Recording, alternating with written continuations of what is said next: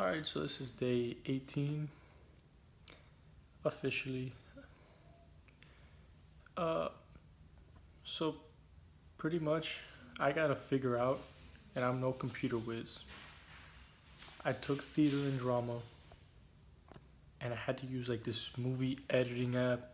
So I gotta like figure out how to get it on my computer so I can edit all these videos and what I gotta pay for it. But it's these videos and pictures. Don't worry, it's gonna be a cool slideshow. Anywho, don't mind that sound, that's just a dog being a brat. I got a story for you. I actually thought about it throughout the day so I can tell it to you. I'm gonna tell you the story of how I was born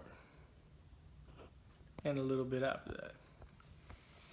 So I've pretty much been a fighter since the day I was born. My whole life, pretty much. I was born 2 weeks early, preemie, and my lungs weren't fully developed. So I was born purple or blue, and blue. My mom had said I was born. I wasn't breathing when I was born. I was pretty much dead. Pretty much. And the hospital kept me there for a long time until I developed my lungs and I started breathing. So I was a miracle baby. I didn't die. I survived. Had asthma, but I turned out all right, if you ask me. And so I'm gonna tell you a story. When I was a little kid, I don't even know how old I was. I just remember what happened. Like I told you, I had asthma, and I was living in this house with my mom, my dad. And my cousin Johnny slept over, and he has asthma too. And I remember, waking up in the middle of the night one day, and I couldn't breathe. So when you have asthma, it's the worst thing in the world. Like, you're trying to breathe, you want to breathe, but you can't. You're suffocating. It's like you're suffocating. And you're suffocating. And, I woke Johnny up, and he heard me wheezing, and he knows the sound of asthma because he has it. So we tried to look for my little, asthma machine, so I could put on my face for oxygen, with the medicine so I can breathe. We couldn't find it, so I went into my mom's room wheezing, and all I remember is in my head I'm saying, "Mom, wake up! Mom, wake up! I can't breathe." But all that I'm saying is trying to get air. Because what happens is I'm breathing air, but my lungs aren't processing it because your bronchioles, they constrict. And you're not getting any oxygen. So I remember my mom waking up. She's freaking out like, "Oh my God, how long have I been having an asthma attack?" Because, what's bad. I could suffocate. I could get worse. Took me to the living room and started giving me a bunch of my asthma medicines and a bunch of medicines. I don't even know what she gave me. But all I know is one of them opened up my lungs, my bronchioles. Called 911, they came, they put the O2 stat thing on my finger. My grandma came with my other cousin Nick, one that's 2 years older than me. He's like my big brother. And, the one thing I remember, why I love him so much, he wanted to stay and take care of his little cousins, so he didn't want to leave with my grandma again to go back to the house that they were staying. I think they were staying at my aunt's house. And we got 2 couches that we had in the living room at the time, and we put them together. And I remember he spent the rest of the night, sleeping next to me to take care of me. And, that always meant so much to me. I never forgot it. I know he didn't forget, but it's always something, I loved about him. He was always a caring cousin. Loving, Yeah, and not everybody knows this story. Nobody actually, besides you that I'm telling it to now, the only ones who really know it are my family. I just never thought it was a relevant story to share with anybody because no one's ever really gotten to know me enough to know all my stories. So, I remember that story like the back of my hand.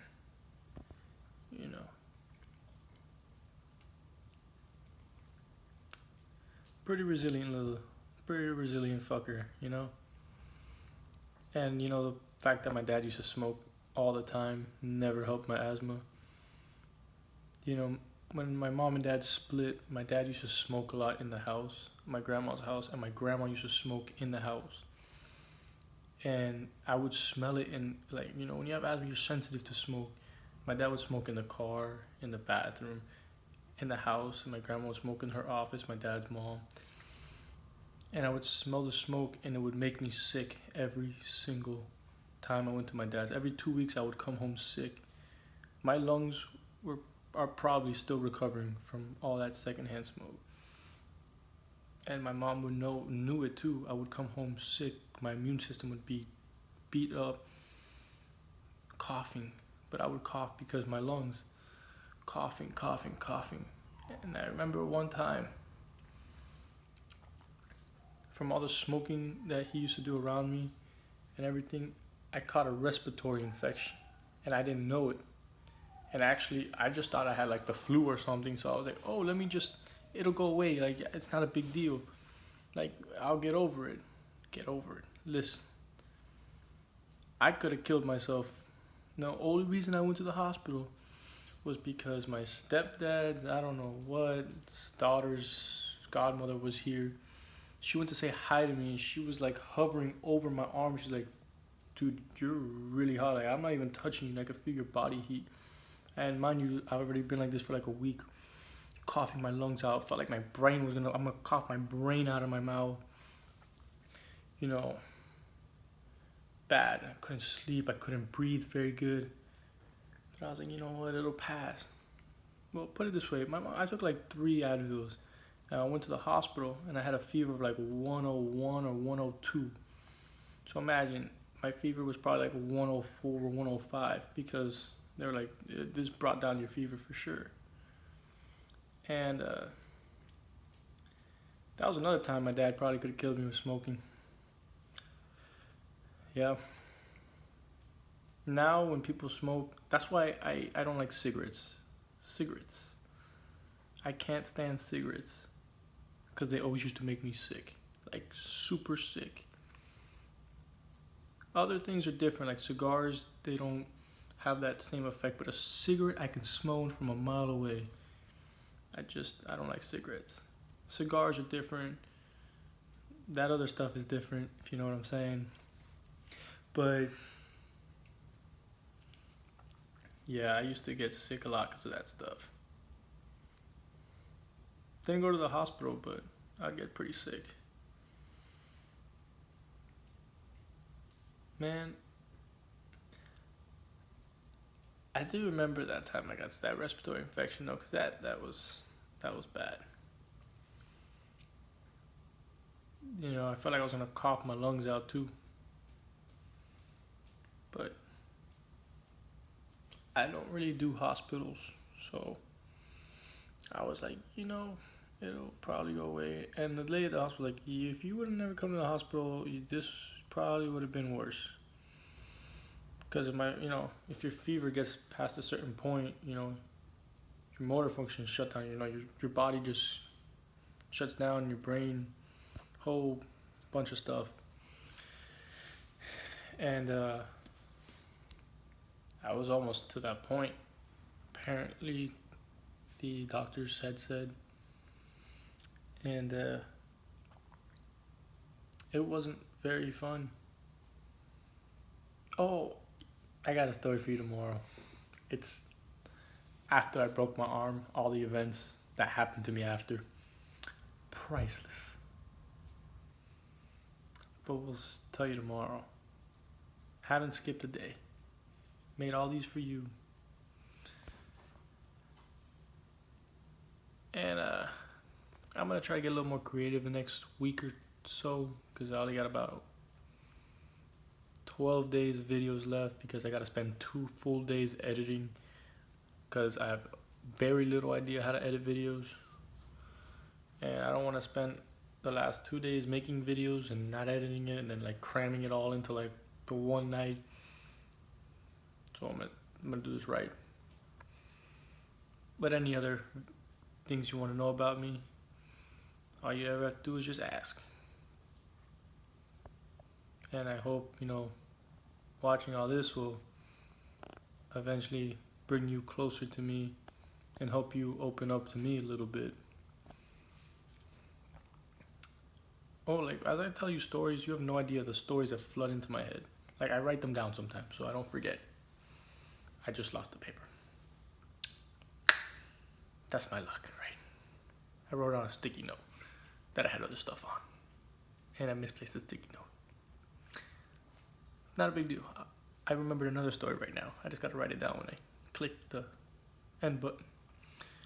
Point is, I hope telling you these things will help you open up to me a little more.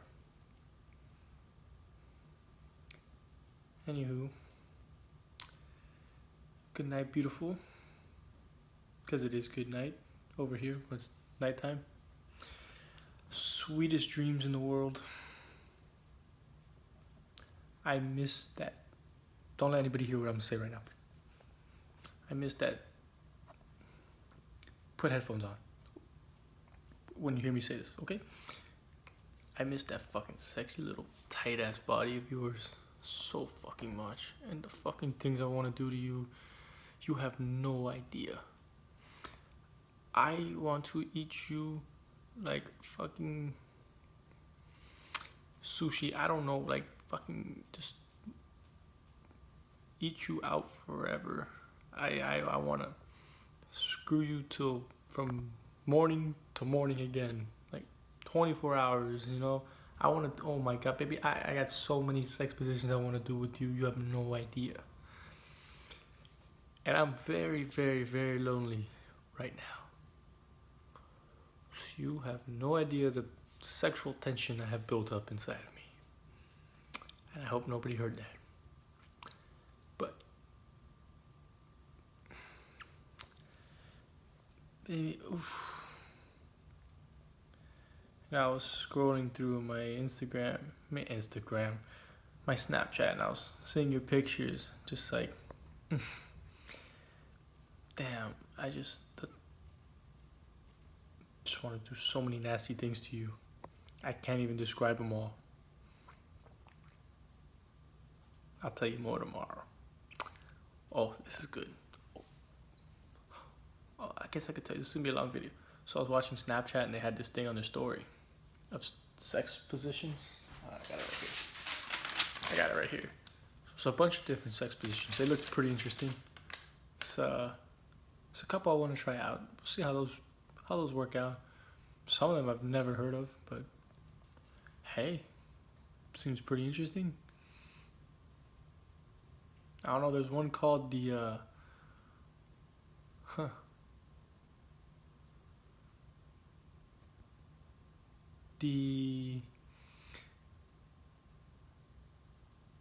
London Bridge, the pair of tongs, the standing wheelbarrow.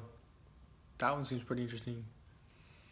The butter churner, that one, like I saw it. Look, that one was something. The lusty leg lift, the spider, and the snow angel. I don't know, but I just want to try those. Those look pretty interesting.